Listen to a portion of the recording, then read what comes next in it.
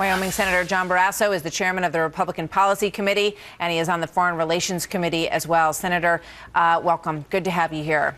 Thanks for having me, Martha. It is very true that we have been hearing about this group for a long time. We've had guests on this program who have been warning that if we didn't deal with the issue in Syria and back the Free Syrian Army at a very significant moment in time about 2 years ago, that we would leave a vacuum that would allow this group to grow. I mean, that is precisely what happened, is it not?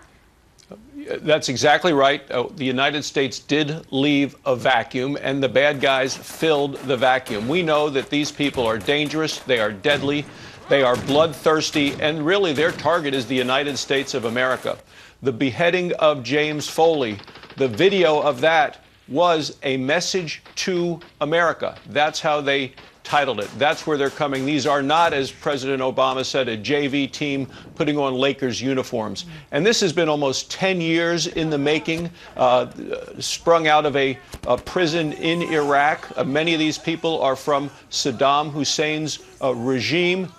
They have been working on this. They're organized to the point that they have different divisions focusing on fundraising, on arms, on recruitment, and on military operations, and they are the richest terrorist army in history. Yeah, in fact, they have billions of dollars. Let's put up a full screen that shows where their main sources of funding are, because, you know, just so everyone understands this at home. I mean, this is not a group that's living in caves in the mountains and hoping to plot some plan, in the sand. Okay, they're dealing with extortion and crime networks, taking hostages, many of which the Europeans have paid millions and millions of dollars to get back.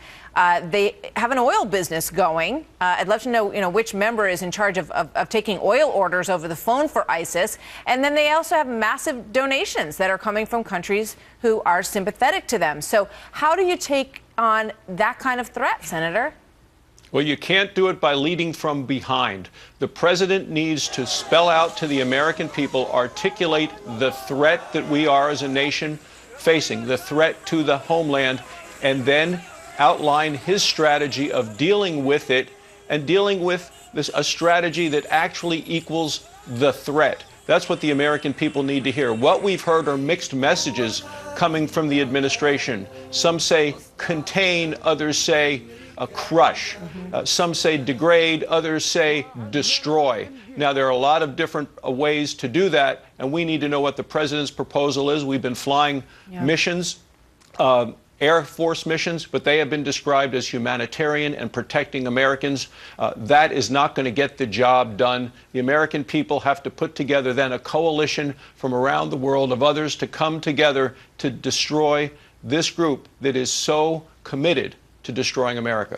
And word is that the administration is working on building that kind of coalition. But, when you take a look at the tea leaves, at what we know the president has done so far, you look at the issue of global warming and immigration, which he has said, you know what, I'm going to act unilaterally because I feel very strongly about this. He could act unilaterally in this case as well if he felt strongly about it, in terms of attacking ISIS across the Syrian border, specifically what I'm referring to. Because he has not done that, does that indicate to you that he is the person in the administration who is least inclined to want to go that route and that others are trying to convince him? The Secretary of State has said they must be destroyed. The Secretary of Defense have said they are an imminent threat to the United States. The president needs to lay out to the American people what his strategy, his plan is to deal with this direct threat to the United States. He is commander-in-chief. He needs to share that with the American people, and I think he should not let Congress off the hook. Members of Congress should be asked and required to vote on his plan. Yeah. Senator Barrasso, thank you very much.